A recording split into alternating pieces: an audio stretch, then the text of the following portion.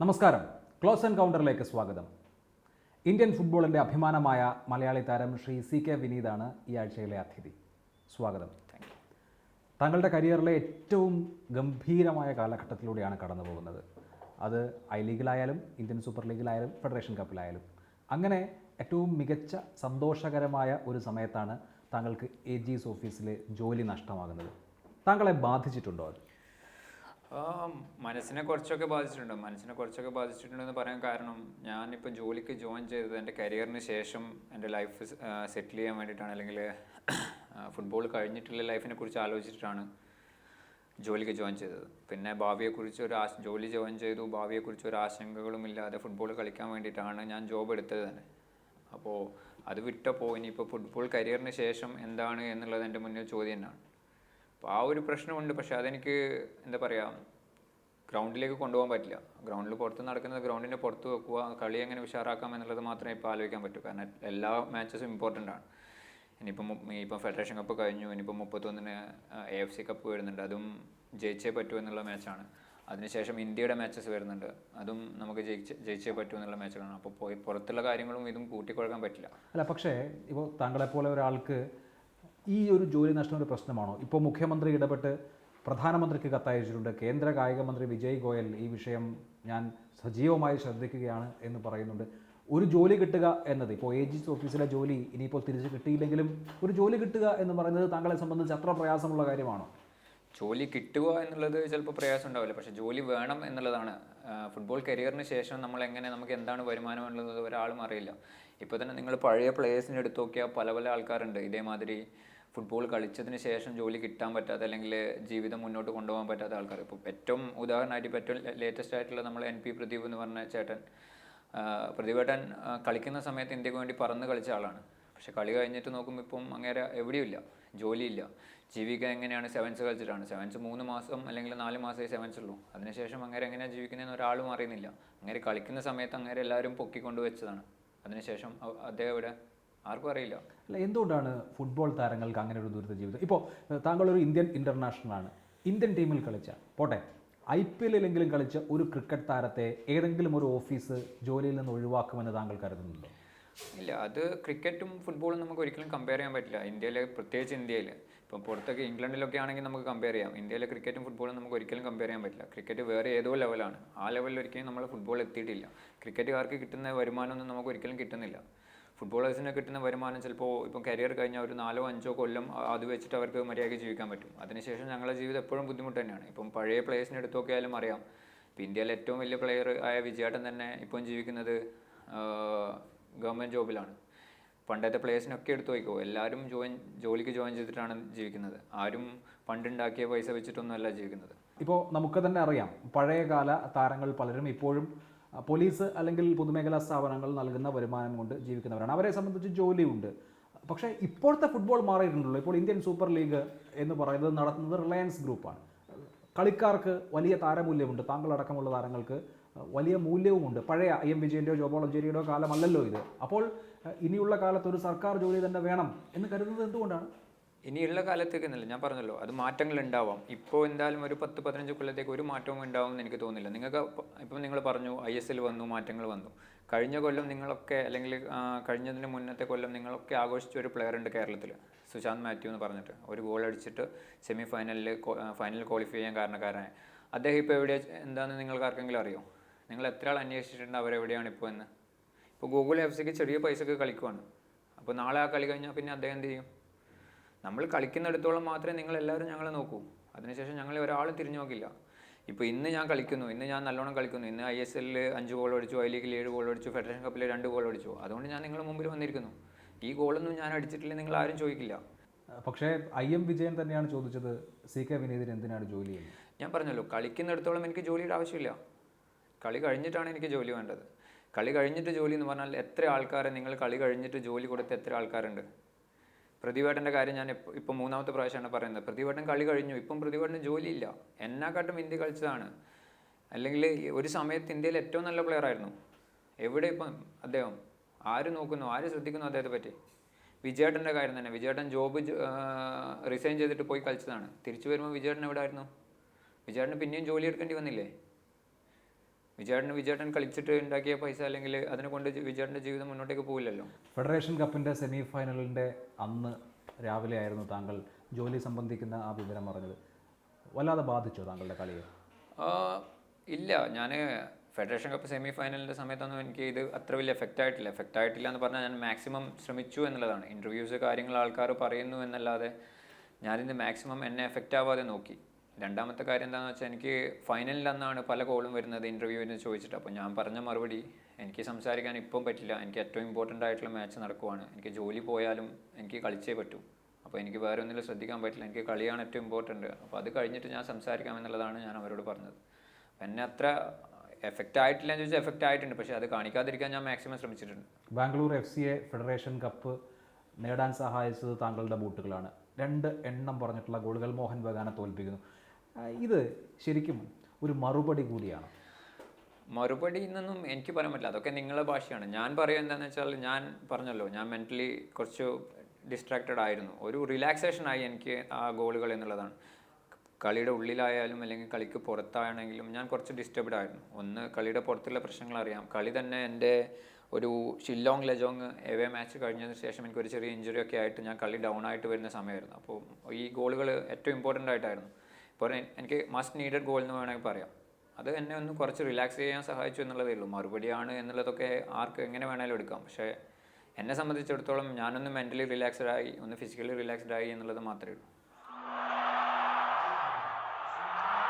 Coming in and a chance to make it 1-0, and yes, it is 1-0. The resistance has broken down, and who else but that man, CK Vaneed. ISL-ൽ 5 goal അടിച്ചു, ഏറ്റവും കൂടുതൽ goal അടിക്കുന്ന Indian താരം. ISL-ൽ 7 goal അടിച്ചു. Federation കപ്പിൽ ജയിക്കാൻ ഏറ്റവും നിർണായകമായ ഫൈനലിൽ താങ്കളുടെ ബൂട്ടുകളാണ് കളി ജയിപ്പിച്ചത്. ഇന്ത്യയിൽ ഇപ്പോൾ കളിക്കുന്ന താരങ്ങളിൽ ഇപ്പോൾ ഏറ്റവും മിന്നുന്ന താരമെന്ന് താങ്കളെക്കുറിച്ച് താങ്കൾക്ക് പറയാൻ പറ്റില്ലായിരിക്കും, പക്ഷേ മറ്റുള്ളവർക്ക് പറയാം. അങ്ങനെ കരിയറിൻ്റെ ഹൈറ്റിൽ നിൽക്കുമ്പോൾ സ്വന്തം ജീവിതത്തെക്കുറിച്ച് നോക്കുമ്പോൾ എന്താണ് തോന്നുന്നത്? ഞാൻ പറഞ്ഞല്ലോ, ഇപ്പം ഞാൻ വേറെ ഒന്നിനെ കുറിച്ചും ആലോചിക്കുന്നില്ല. ഞാൻ പറഞ്ഞു, ജോബിനെ കുറിച്ച് ഞാൻ ഇപ്പോൾ തന്നെ സംസാരിക്കാൻ കാരണം എനിക്ക് എന്തായാലും കളി കഴിയുമ്പോൾ ഒരു ജോബ് വേണം എന്നുള്ളത് കൊണ്ട് മാത്രമാണ്. എനിക്ക് എൻ്റെ കരിയർ എൻ്റെ ഫുട്ബോളിൽ ഫോക്കസ് ചെയ്യുക എന്നുള്ളതാണ് ഏറ്റവും കൂടുതലായിട്ട് ഞാൻ ആഗ്രഹിക്കുന്ന കാര്യം. ഞാൻ അതിന് വേണ്ടിയിട്ട് പല കാര്യങ്ങളും നമുക്ക് മിസ്സാകുന്നുണ്ട്. എൻ്റെ ഫാമിലി, അല്ലെങ്കിൽ ഇപ്പം ഈ പറഞ്ഞ പോലെ വേറൊരു കരിയർ, ഇപ്പോൾ ഓഫീസിൽ പോകാൻ പറ്റുന്നില്ല, അല്ലെങ്കിൽ എനിക്ക് ഇഷ്ടപ്പെട്ട് ചെയ്യേണ്ട കാര്യങ്ങൾ, എനിക്ക് ട്രാവൽ ഇഷ്ടമാണ്, ഫോട്ടോഗ്രാഫി ഇഷ്ടമാണ്. ഇതൊന്നും എൻ്റെ ഏറ്റവും ഇഷ്ടപ്പെട്ട സാധനം ഫുട്ബോൾ ആയതുകൊണ്ട് ഇതൊന്നും ഇതിൻ്റെ നടുക്ക് എനിക്ക് ചെയ്യാൻ പറ്റണില്ല. അതൊക്കെ ഞാൻ മാറ്റി വെച്ചിട്ട് ഫുട്ബോളിൽ മാത്രമാണ് ഞാൻ ശ്രദ്ധ കേന്ദ്രീകരിക്കുന്നത്. കാരണം എനിക്ക് ഏറ്റവും ഇമ്പോർട്ടൻ്റ് ഇതാണ്. ഇതില്ലെങ്കിൽ ഞാനില്ല എന്നുള്ളതാണ്. അപ്പോൾ എനിക്കിത് ശ്രദ്ധിച്ചേ പറ്റൂ. ഇതിൽ എങ്ങനെ മുന്നോട്ട് പോകാം. ഇനിയിപ്പോൾ നിങ്ങൾ പറഞ്ഞു ഞാനിപ്പം മിന്നുന്നതാരാണ് ഫുട്ബോളിലെന്ന് പറഞ്ഞു. എന്നെ സംബന്ധിച്ചിടത്തോളം ഞാനൊന്നുമല്ല. ഞാൻ ഇഷ്ടം പോലെ ഇമ്പ്രൂവ് ചെയ്യാനുണ്ട്. അതെങ്ങനെ ശ്രമിക്കാം, അല്ലെങ്കിൽ എങ്ങനെ ഇമ്പ്രൂവ് ചെയ്യാം എന്നുള്ളതാണ് ഞാൻ ഇപ്പോഴും ആലോചിച്ചുകൊണ്ട്. എന്തൊക്കെ എൻ്റെ പോരായ്മകളുണ്ട്, അതെങ്ങനെ മാറ്റാം, അതെങ്ങനെ മുന്നോട്ടേക്ക് ശരിയാക്കിയെടുക്കാം എന്നുള്ളതൊക്കെയാണ് എൻ്റെ ആലോചന. ഒരു സാധാരണ താരത്തിൽ നിന്നൊരു സൂപ്പർ താരമായതിൻ്റെ യാതൊരു തരത്തിലുള്ള പ്രതിഫലനവുമില്ല. ഞാൻ ചോദിക്കാൻ കാരണം, ഇപ്പോൾ ISL നടക്കുന്ന സമയത്ത്, ISL-ൻ്റെ ഫൈനലിലും മറ്റുമൊക്കെ നടക്കുന്ന സമയത്ത് നമ്മൾ എറണാകുളത്ത് കൂടി പോയാൽ, വിശേഷിച്ച് സ്റ്റേഡിയം പരിസരത്ത് കൂടി പോയാൽ CK വിനീതിൻ്റെ വലിയ ഫ്ലെക്സ്, കട്ടൗട്ട് ഒക്കെ കാണാം. ഗാലറിയിലും അത് കണ്ടിട്ടുണ്ടാകും. എന്തിന് പുലിമുരുകൻ്റെ വീഡിയോ വരെ താങ്കളെ വെച്ചിറങ്ങി. അപ്പോൾ ഇതൊക്കെ കാണുമ്പോൾ എന്താണ് തോന്നുന്നത്? സന്തോഷമാണ്. കാരണം ഇപ്പം മെയിനായിട്ട് സന്തോഷം ഞാൻ അതിലൊക്കെ പാർട്ടാണ് എന്നുള്ളതല്ല, ഫുട്ബോൾ പുറത്തേക്ക് വരുന്നു, അല്ലെങ്കിൽ ഫുട്ബോൾ ജനങ്ങൾക്ക് എത്രമാത്രം ഇഷ്ടമാണ് എന്നുള്ളത് മനസ്സിലാക്കി തുടങ്ങുന്നു എന്നുള്ളതാണ്. ഇപ്പോൾ ഇന്ത്യയൊക്കെ ഒരു സമയത്തൊന്നുമില്ല, ഇപ്പോൾ തന്നെ ക്രിക്കറ്റിന് മാത്രം വേണ്ടി നിൽക്കുന്ന ഒരു ജനതയായിട്ട് കണ്ടതാണ്. ഇപ്പോൾ ഫുട്ബോളിൽ ആൾക്കാർ അറിയുന്നു, അല്ലെങ്കിൽ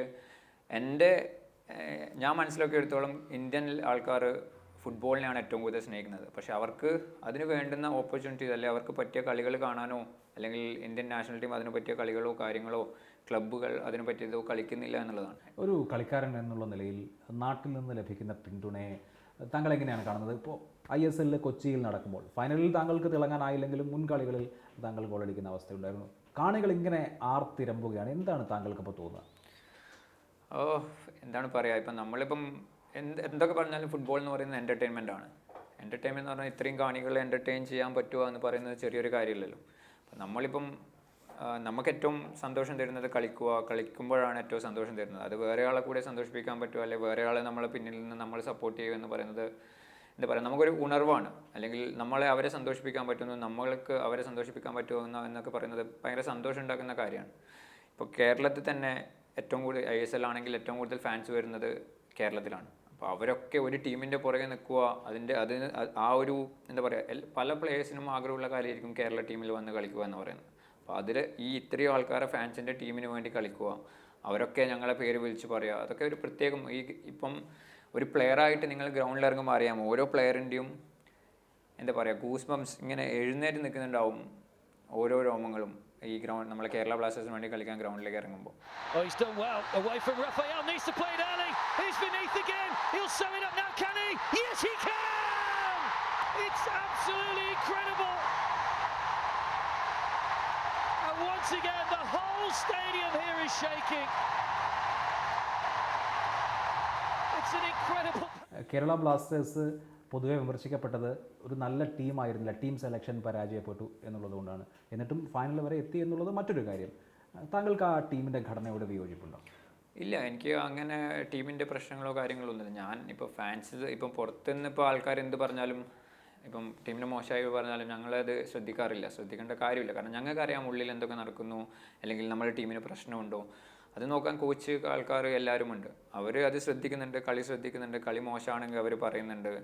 ഇപ്പോൾ പുറത്ത് കളി കഴിഞ്ഞാൽ നമ്മളിപ്പോൾ കളി തോക്കുവാണെങ്കിൽ അത് പൊതുവേ വരുന്ന ഒരു വിമർശനമാണ്, കളി ടീം ശരിയായിട്ടില്ല.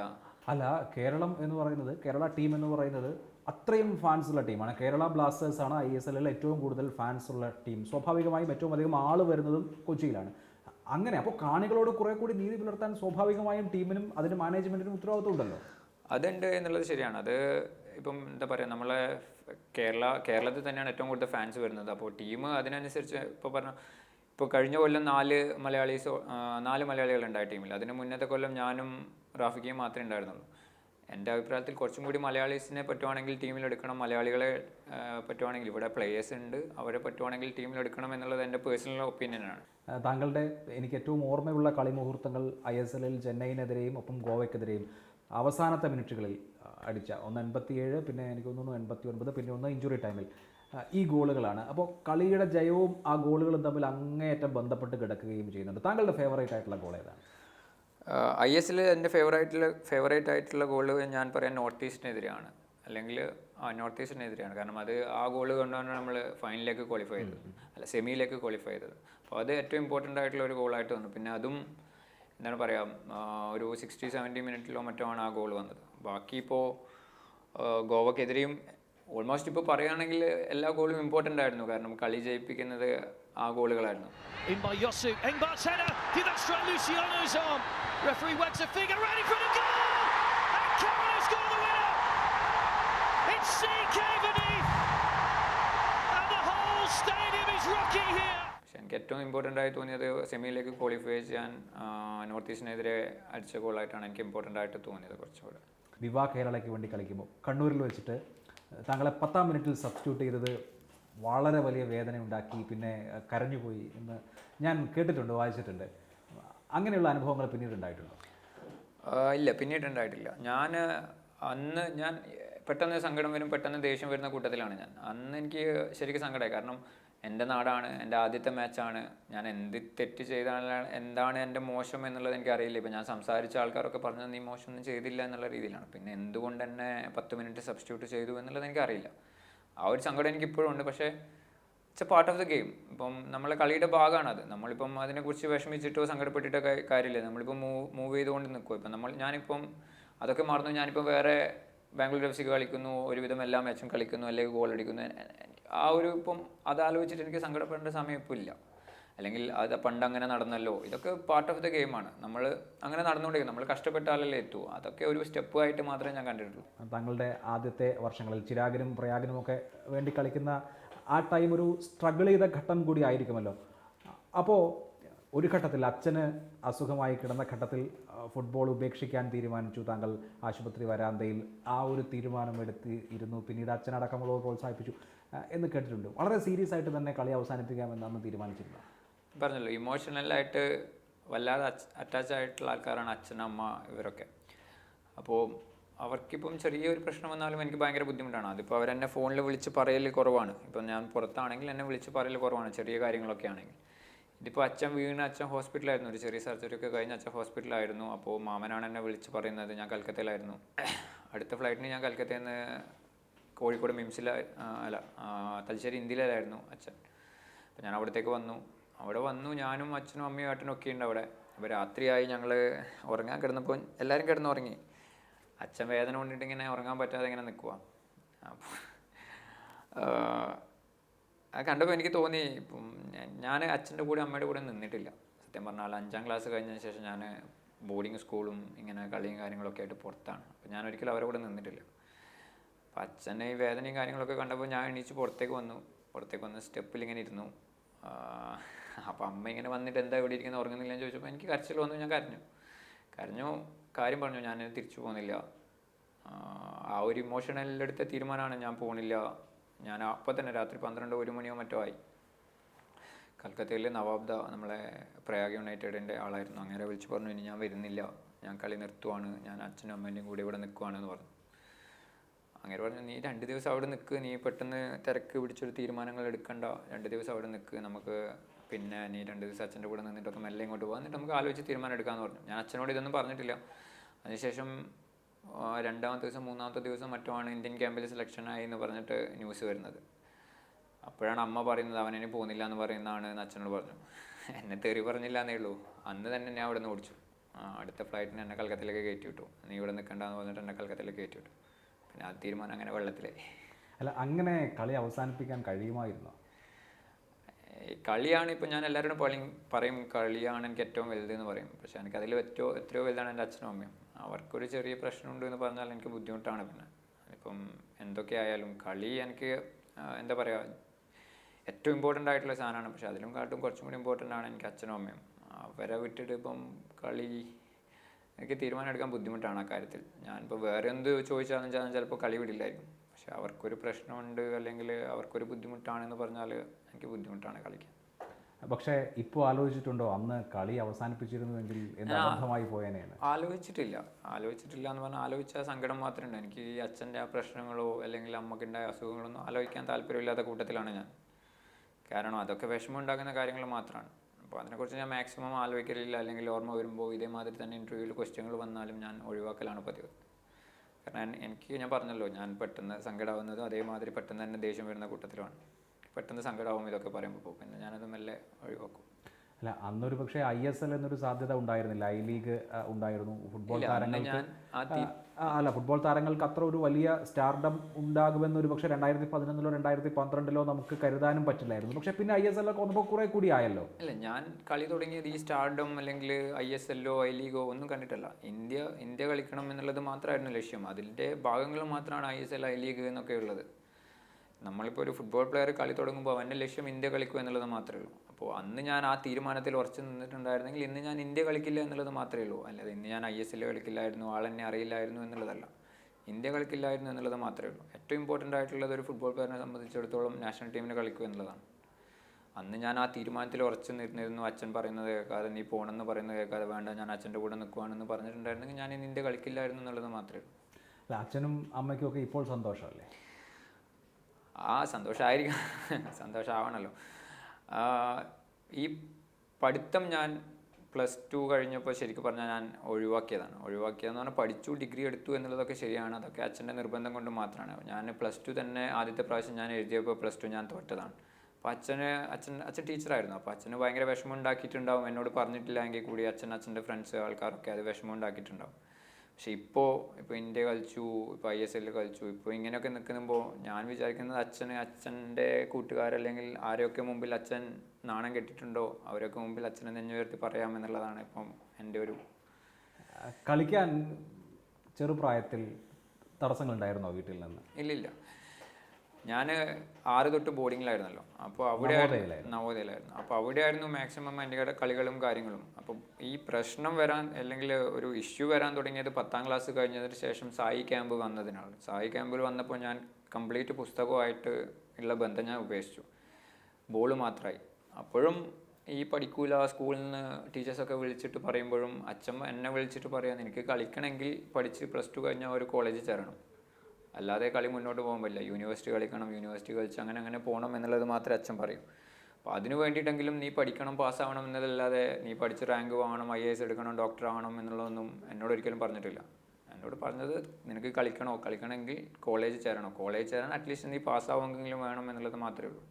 അങ്ങനെ ഈ പന്തിൻ്റെ പുറകെ ഭ്രാന്തമായി ഓടാൻ പ്രേരിപ്പിച്ചത് എന്താണ്? അങ്ങനെ പഠിത്തം വേണ്ട, പന്ത് മതി എന്ന് തീരുമാനിക്കാൻ എന്തെങ്കിലും അഭിലാഷ് കാരണം ഫുട്ബോൾ ഉണ്ടോ? കളിച്ചിട്ടുണ്ടോ?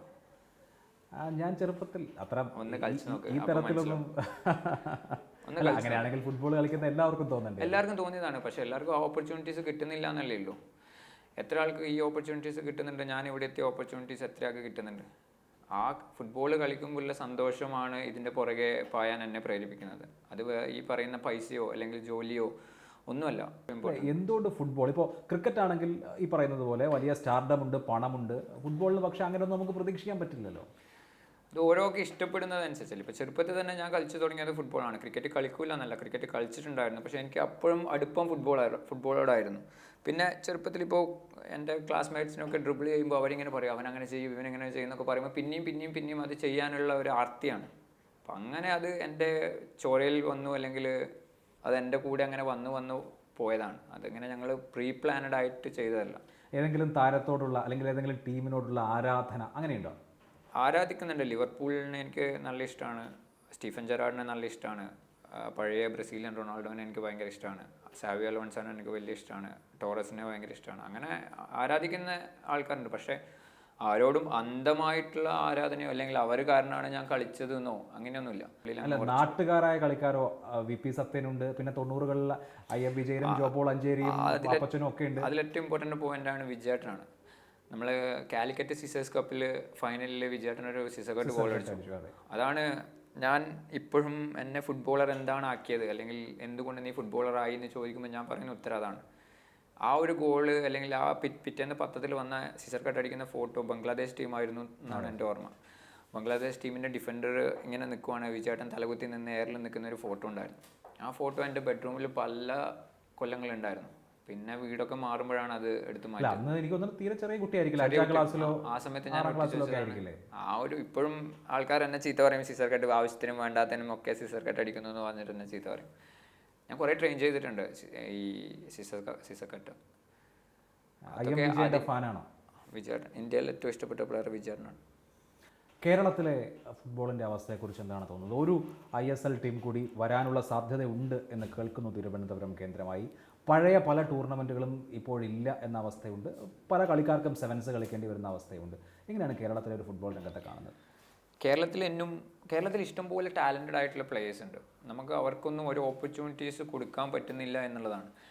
പലരും ജോബിൽ ജോയിൻ ചെയ്യുന്നു, പിന്നെ അവരുടെ കരിയർ അവിടെ തീരുന്നു എന്നുള്ളത് ശരിയാണ്. പക്ഷേ അവർക്ക് വേറെ ഓപ്പർച്യൂണിറ്റീസ് ഇല്ല. അവർ ജോബിൽ ജോയിൻ ചെയ്യുന്നത് അവരുടെ ലൈഫ് സെറ്റിൽ ചെയ്യാനാണ്. അല്ലാതെ അവർക്കിപ്പോൾ ഇവിടെ കളിക്കാൻ ടീമോ കളിക്കാൻ ടൂർണമെൻറ്റോ ഇല്ല. ജീവിതത്തിൽ ഏറ്റവും അധികം കടപ്പാട് ആരോട്? അച്ഛനോട്.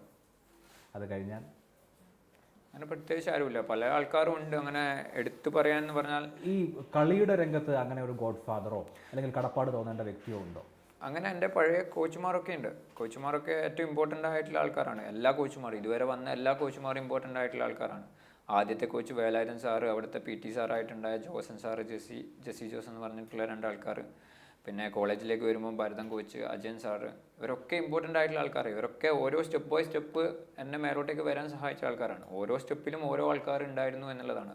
പ്രൊഫഷണൽ ടീമിൽ കളിക്കുമ്പോഴാണെങ്കിലും കോച്ചുമായിട്ടുള്ള ഒരു കെമിസ്ട്രി ഒരു കളിക്കാരന് വളരെ പ്രധാനമാണ്. അനിഷ്ടമുണ്ടായി കഴിഞ്ഞാൽ ചിലപ്പോൾ അത് ഈ പറയുന്ന അവസരങ്ങളെയും ബാധിക്കും. അങ്ങനെയുള്ള സാഹചര്യം ഉണ്ടായിട്ടുണ്ടോ? ഇല്ല, കോച്ചുമാരായിട്ട് അങ്ങനെ തല്ലുകൂടാനോ അല്ലെങ്കിൽ അടി കഴിയാനോ പോകാറില്ല. അവർ പറയുന്ന എന്താണോ അത് ചെയ്യുക. അവർ ഇന്ന പൊസിഷൻ കളിക്കാൻ പറഞ്ഞാൽ ആ പൊസിഷനിൽ കളിക്കുക എന്നുള്ളത് മാത്രമേ ഉള്ളൂ. ആരോടും തല്ലുകൂടാൻ പോയില്ല. പണ്ടത്തെ സ്വഭാവം അല്ലെങ്കിൽ സ്കൂളിൽ പഠിക്കുന്ന സ്വഭാവം അനുസരിച്ചാണെങ്കിൽ ഞാൻ എൻ്റെ ആദ്യത്തെ കോച്ചിൻ്റെ പേര് പറഞ്ഞു വേലായുധൻ കോച്ച്. ഞാൻ ഇഷ്ടംപോലെ തല്ല് കഴിഞ്ഞിട്ടുണ്ട്. അപ്പോൾ കോച്ച് എന്നോട് പറയുമായിരുന്നു നീ ഇത് മാറ്റണം, ഈ സ്വഭാവം മാറ്റണം എന്നുള്ളതൊക്കെ. കോളേജിൽ വന്നപ്പോൾ ഭരതൻ കോച്ചിനോടും തല്ല് കൂടിയിട്ടുണ്ട്, പക്ഷെ കുറഞ്ഞു. പിന്നെ ഈ കോളേജിൻ്റെ കാര്യം പറഞ്ഞപ്പോൾ ഒരു കാര്യം ചോദിക്കാനുള്ളത്, താങ്കൾ SFIക്കാരനാണെന്ന് SFIക്കാരും ABVPക്കാരനാണെന്ന് ABVPക്കാരും പറയുന്നു. യഥാർത്ഥത്തിൽ താങ്കൾ ഏത് പാർട്ടിക്കാരനായിരുന്നു? രാഷ്ട്രീയവും ഇല്ല. ഞാനൊരു ഫുട്ബോൾ കളിക്കാരൻ എന്നുള്ളത് മാത്രമാണ്. ഞാൻ മത്സരിച്ചത് SFIയുടെ പാനലിലാണെങ്കിൽ കൂടി ജനറൽ ക്യാപ്റ്റൻ സ്പോർട്സിൻ്റെ ഇതിലാണ് മത്സരിച്ചത്. അത് വ്യക്തിബന്ധങ്ങളുടെ പുറത്ത് മത്സരിച്ചതാണ്. SFIയുടെ നേതാക്കന്മാരായിരുന്നു എൻ്റെ ഏറ്റവും അടുത്ത ആൾക്കാർ. ABVPയുടെ ഇല്ല എന്നല്ല. അപ്പോൾ അവരാണ് ആദ്യം എന്നോട് പറഞ്ഞത് മത്സരിക്കുന്നത്. അപ്പോൾ അങ്ങനെ മത്സരിച്ചു. അല്ലാതെ ഒരു പാർട്ടീൻ്റെ ബേസിലല്ല. പാർട്ടി ഉള്ളതൊക്കെ എൻ്റെ ഉള്ളിലുണ്ട്, എനിക്ക് വ്യക്തമായ കാഴ്ചപ്പാടുകളുണ്ട് എന്നുള്ളത് മാത്രമാണ്. ഇപ്പോൾ എന്നെ സംബന്ധിച്ചിടത്തോളം ഞാനൊരു ഫുട്ബോൾ പ്ലെയറാണ്, അത് ആലോചിക്കുക എന്നുള്ളതാണ്. അല്ല, കണ്ണൂരിൽ വളരെ സജീവമായ രാഷ്ട്രീയ സാധ്യതകളൊക്കെ ഉള്ള, അല്ലെങ്കിൽ രാഷ്ട്രീയം തിളച്ചു മറയുന്ന ഒരു പ്രദേശത്ത് ജീവിക്കുന്ന ആളാണല്ലോ. അപ്പോൾ സ്വാഭാവികമായ ഒരു രാഷ്ട്രീയ ലൈനൊക്കെ ഉണ്ടാവില്ലേ? ഞാൻ പറഞ്ഞല്ലോ, എനിക്ക് വ്യക്തമായ കാഴ്ചപ്പാടുകളുണ്ട്, എൻ്റേതായ കാഴ്ചപ്പാടുകൾ എനിക്കുണ്ട്. പക്ഷേ എന്താ പറയുക, ഞാൻ ഒരു ഫുട്ബോൾ പ്ലെയറാണ്, ഞാനൊരു രാഷ്ട്രീയക്കാരനല്ല, ഞാനൊരു ജസ്റ്റ് ഒരു ഈ സമൂഹത്തിൽ ജീവിക്കുന്ന ഒരാൾ മാത്രമാണ്. എൻ്റെ കാഴ്ചപ്പാടുകൾ എൻ്റെ കൂടെ ഉണ്ട്. പക്ഷേ എനിക്ക് എൻ്റെ കരിയറിൽ എൻ്റെ എന്താ ജീവിതം എന്ന് ചോദിച്ചാൽ ഫുട്ബോളാണ്. അത് ശ്രദ്ധിക്കുക എന്നുള്ളതാണ് മെയിനായിട്ടുള്ളത്. AG's ഓഫീസിലെ ജോലി തിരികെ കിട്ടാനുള്ള ഒരു നിബന്ധനയായി ഈ പ്രൊബേഷൻ ഡിക്ലെയർ ചെയ്യുന്നത് വരെയെങ്കിലും കൂടുതൽ അറ്റൻഡൻസ് എന്നൊരു നിബന്ധന വന്നാൽ താങ്കൾ എന്ത് ചെയ്യും? അവരെ പറഞ്ഞല്ലോ, സ്പോർട്സ് പേഴ്സൺ എന്നുള്ള രീതിയിൽ നമുക്ക് കളിക്കാൻ പോകുമ്പോൾ കറക്റ്റായിട്ട് ഓഫീസിൽ എത്താൻ പറ്റുന്നില്ല. നമുക്ക് ചിലപ്പോൾ ഈ കളിയുടെ നടുക്ക് 1-2 ദിവസമായിരിക്കും ലീവ് മാക്സിമം കിട്ടുക, അല്ലെങ്കിൽ ഓഫ് സീസണിൽ കിട്ടുന്ന കുറച്ച് ദിവസം ആ ദിവസം ഓഫീസിൽ പോകാൻ ശ്രമിക്കാറുണ്ട്. ഈ 1-2 ദിവസം ലീവ് കിട്ടുമ്പോൾ ഓഫീസിൽ പോയിരുന്ന് ഫയലിൻ്റെ നടുവിലിരുന്ന് ഞങ്ങൾ ആ കളിയിൽ തന്നെ ഇഷ്ടംപോലെ പ്രഷറാണ്. ആ പ്രഷർ ഒന്ന് റിലീസ് ചെയ്യാൻ വേണ്ടിയിട്ടാണ് ഈ 1-2 ദിവസം നമുക്ക് തരുന്നത്. ആ സമയത്ത് ഓഫീസിൽ പോയിരുന്ന് ഫയൽ നോക്കി അവിടെയുള്ള ഓഫീസറെ ചീത്ത കേട്ടിട്ട് ഇരുന്ന് ഉള്ള പ്രഷർ കൂട്ടാനല്ലാതെ വേറെ നമുക്ക് ഒരിക്കലും റിലാക്സ് ആകാൻ പറ്റില്ല. എന്തായാലും കളിയുടെ കാര്യത്തിൽ വിട്ടുവീഴ്ചയില്ല. ഒരു വിട്ടുവീഴ്ചയില്ല. All the best. Thank U.